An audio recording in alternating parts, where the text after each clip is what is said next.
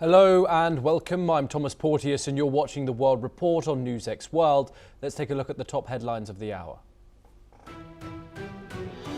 At least 39 people are killed after two trains collide near Cordoba in southern Spain. Over 70 are hospitalized as authorities launch an investigation into the cause. Denmark's Prime Minister says Europe will not be blackmailed by President Trump's tariff threats over Greenland. 8 US allies warn his plan risks a dangerous escalation as he does not rule out using force. Syria declares a nationwide ceasefire with Kurdish-led forces after nearly 2 weeks of fighting. The deal integrates the SDF into state institutions and restores government control over key regions. The Pentagon orders about 1,500 active duty soldiers in Alaska to prepare for possible deployment to Minnesota amid large protests. The troops are on prepare to deploy order in case violence escalates, but it is not yet clear if they will be sent. Ukraine's top negotiator says peace talks with US officials continue as the Davos Forum opens today. President Trump is set to appear as talks focus on security guarantees and post-war recovery. In the Philippines, a lawyer files an impeachment complaint against President Ferdinand Marcos Jr. for allowing Rodrigo Duterte's transfer to The Hague. The case follows Duterte's arrest over deadly drug war killings that occurred during his presidency. China's birth rate falls to its lowest level on record in 2025, according to official data.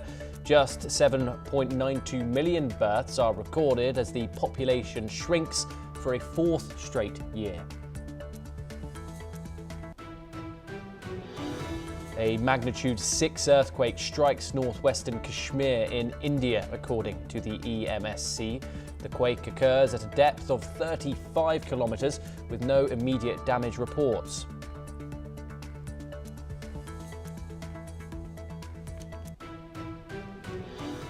We start this hour in the United States, and hundreds of demonstrators marched through Los Angeles on Sunday to protest the deadly crackdown in Iran, waving Iranian and Israeli flags along with "Make Iran Great Again" signs. The protests were sparked by weeks of unrest in Iran, which has led to more than 5,000 deaths, according to rights groups. The unrest, which began on December the 28th over economic hardship, escalated into calls for the end of clerical rule. However, Iran's supreme leader, the Ayatollah Ali Khamenei, has blamed US President Donald Trump for fueling the demonstrations. Meanwhile, Iran's President Masoud Pezeshkian has warned that any attack on the supreme leader, Ali Khamenei, would be seen as a declaration of war. Let's listen into what some of the protesters in Los Angeles had to say.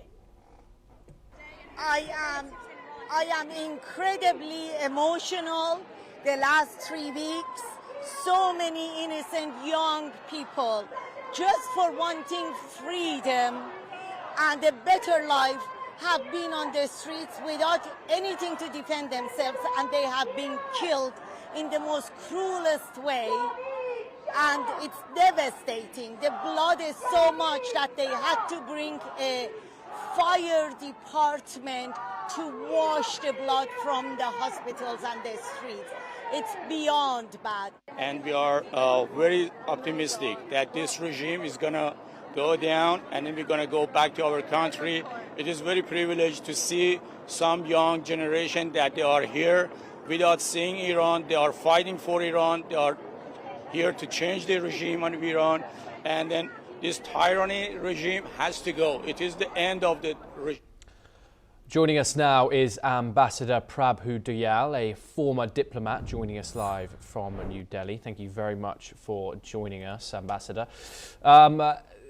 the contention over Iran continues. An internet blackout still is persistent in the country, despite little trickles of information that we are getting through. But we have an updated death toll now. Over 5,000 people have been killed since December the 28th, when these protests first started. A significant number, of course. However, we are learning that these protests inside Iran are starting to be quashed, whether that is they are lacking momentum or, of course, because of the brutal repression which the Iranian regime is placing on them. However, calls for a change to Iranian clerical rule remains echoing around the world. How do you think that this is going to play out? Of course, we saw Donald Trump also reluctantly, supposedly, not commit any strikes so soon on Iran. Ambassador, do you think that might happen? Have we seen a resumption of life as we know it as prior to the protests in Iran? How do you think this will develop? Well, first of all, thanks for having me on your show. Pleasure. You know, I served in Iran in the mid-1990s. Life was very difficult, particularly for Iranians who were not paid very well. The economy was in shambles. There was political repression. But what has happened over time is that the hardships of the people have increased. At my time, the dollar was worth 3,000 riyals. Today, the dollar is worth more than 1.47 million riyals. So in other words, in about 30 years, the currency of Iran has plummeted almost 500 times. So the prices have gone up. Inflation is very high. Food items every month seem to go up by 70%. So this is causing intense hardship.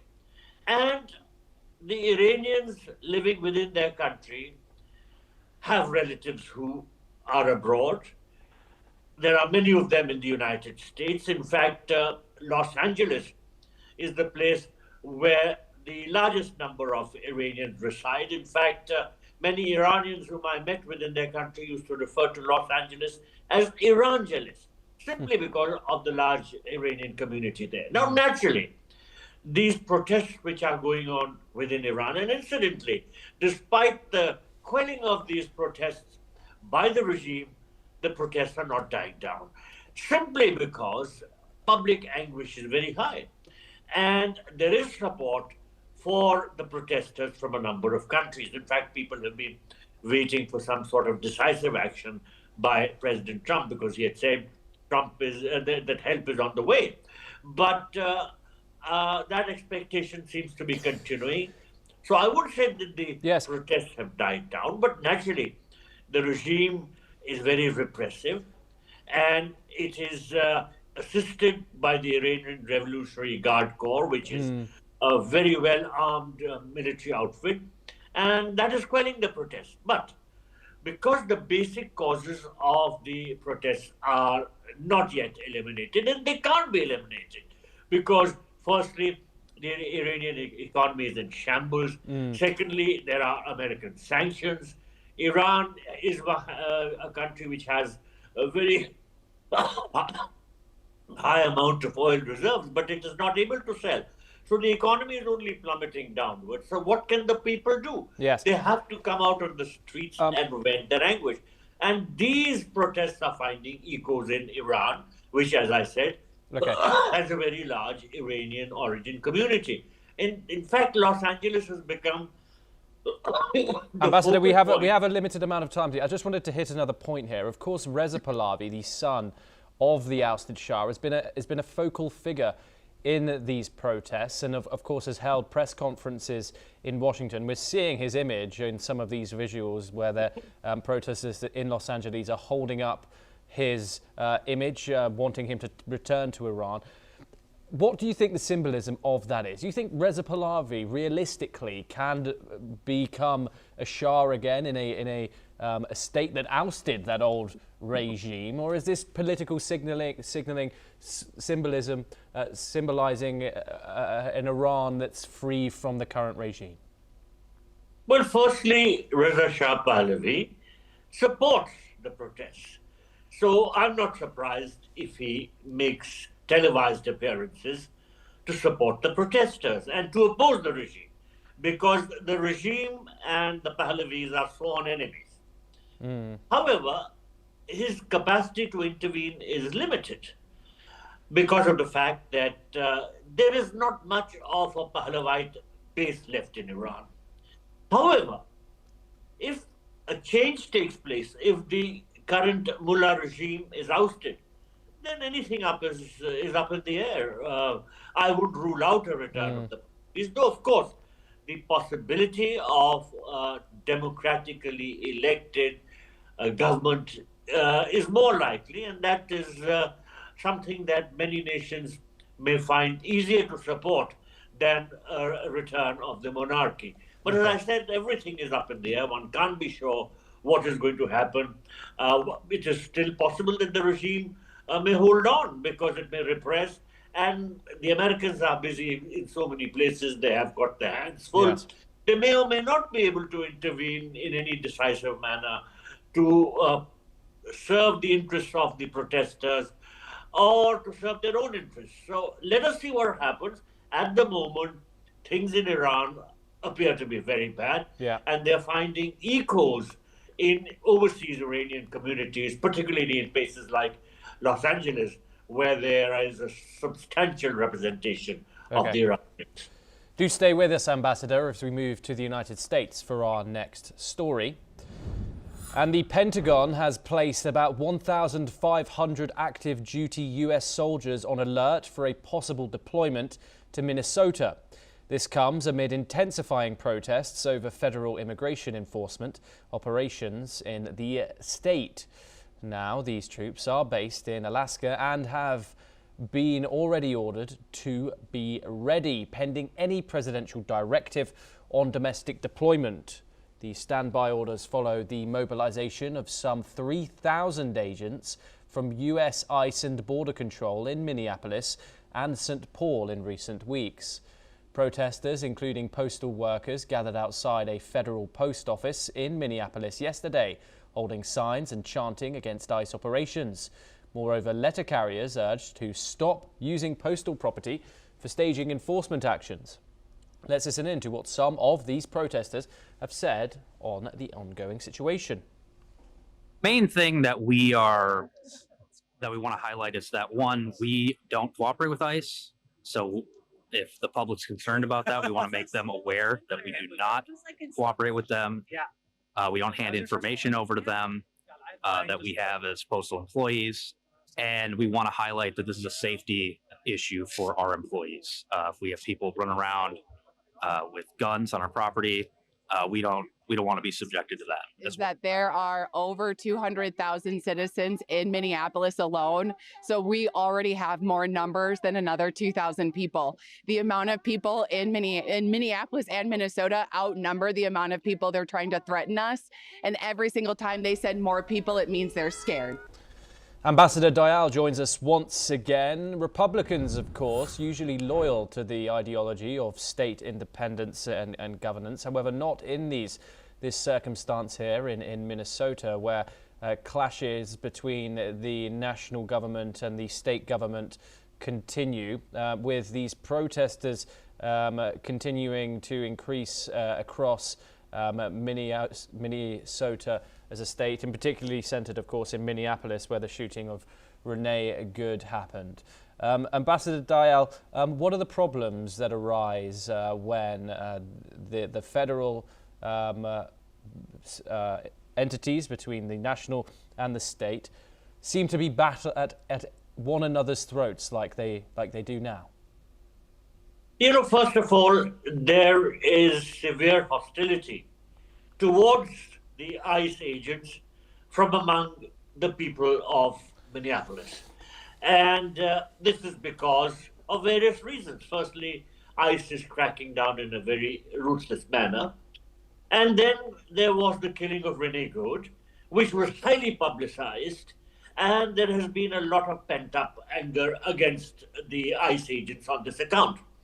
Now, there is opposition from within the authorities of Minneapolis. The mayor is opposed to the ICE actions. And what has happened is that the ICE agents who are fully armed and are wearing armor are operating from some of the parking slots which are reserved for the United States Postal Service vehicles. So the agents, the workers, the postmen belonging to the United States Postal Service are coming out in opposition to the ICE because they say they don't want to be identified with ICE actions. They don't want ICE to be operating from the parking slots which are reserved for them, because firstly, they are not able to park their vehicles and do their duty. And then secondly, they get unnecessarily identified with the actions of ICE because their parking slots are being used and the public anger is going to be directed at perhaps the USPS also.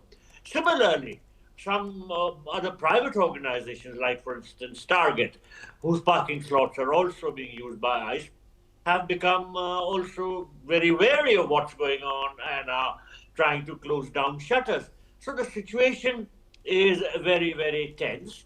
I have seen visual coverage. I am not physically there, but from what the televised coverage shows, there is pent-up anger among the people of Minneapolis against ICE, and this is not going to subside because President Trump is threatening to increase federal activity and send in enforcements.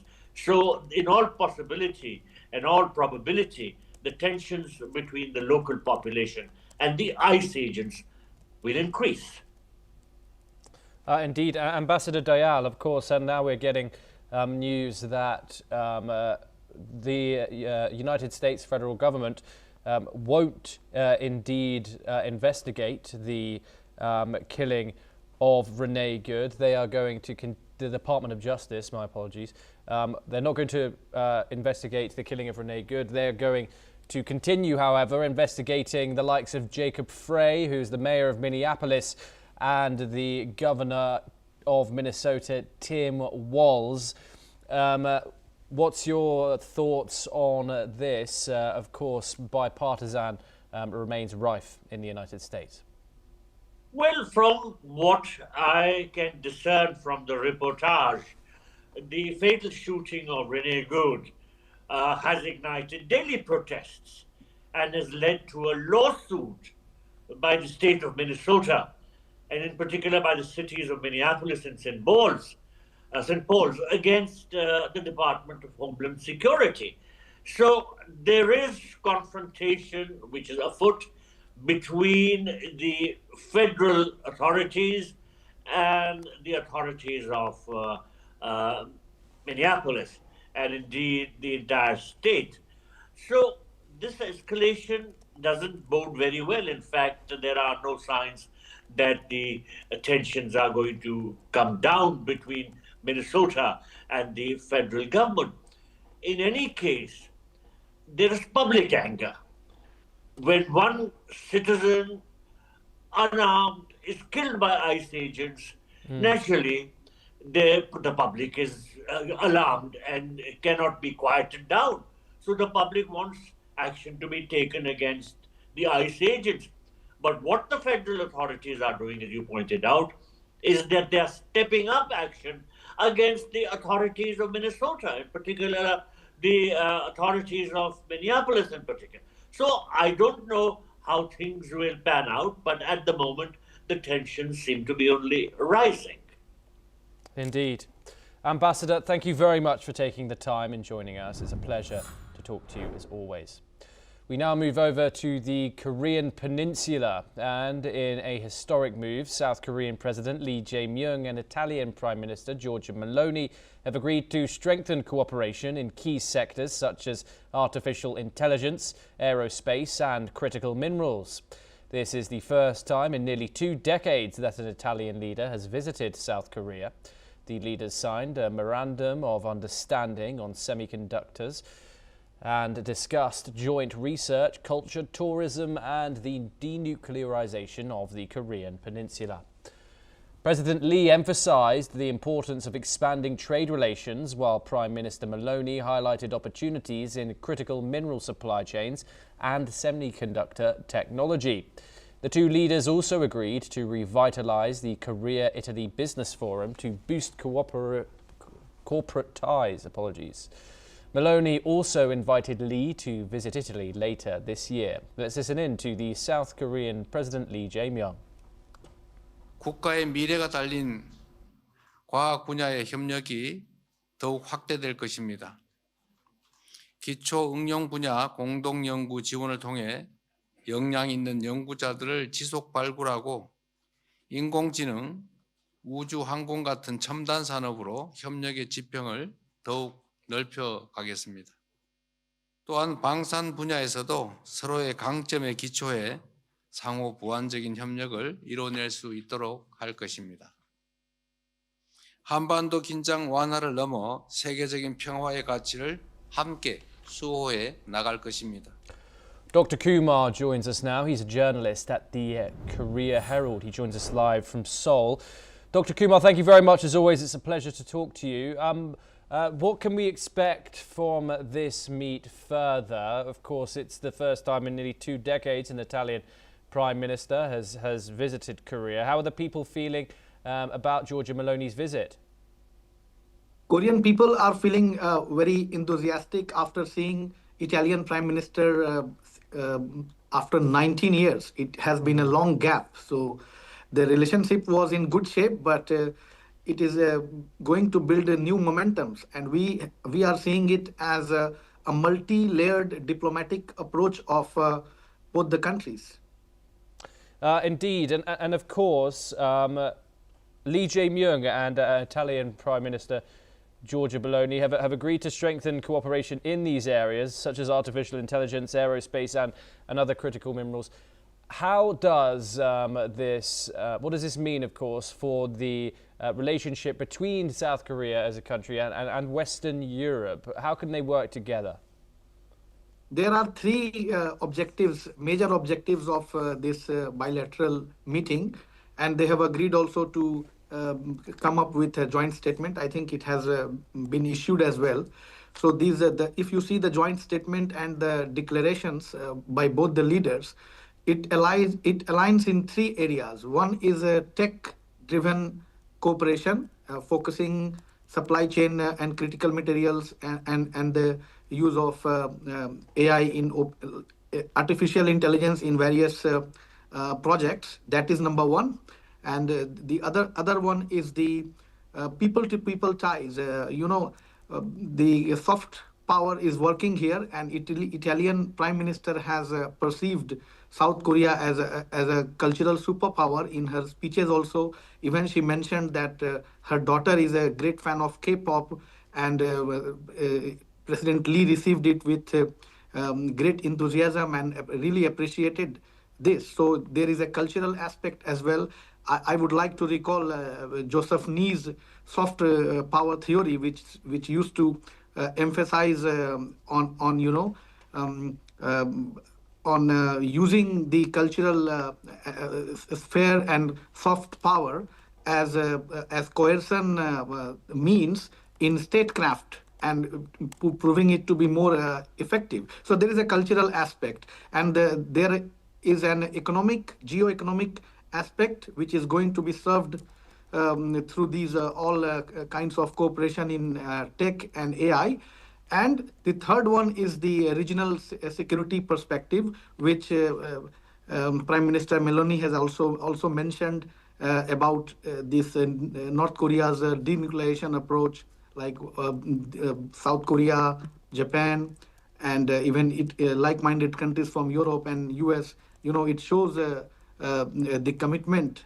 So she was trying to reiterate this commitment of a denuclearized Korean peninsula under the umbrella of regional peace. So there are these three aspects which is working. And from President Lee's perspective, I see it as a very friendly approach, which is going to open new doors. And on the invitation of Italian Prime Minister and President both, President Lee has even confirmed that he is looking forward to see them in Italy. So this bilateral strategy is working of the President Lee Jae Myung, and there is also an action plan of 2026 to 2030. So under this bilateral action plan, they are going to deepen the strategic relationship. So there are a lot of euphoria, and people are feeling very positive because Italy, it's a very influential country in the Europe.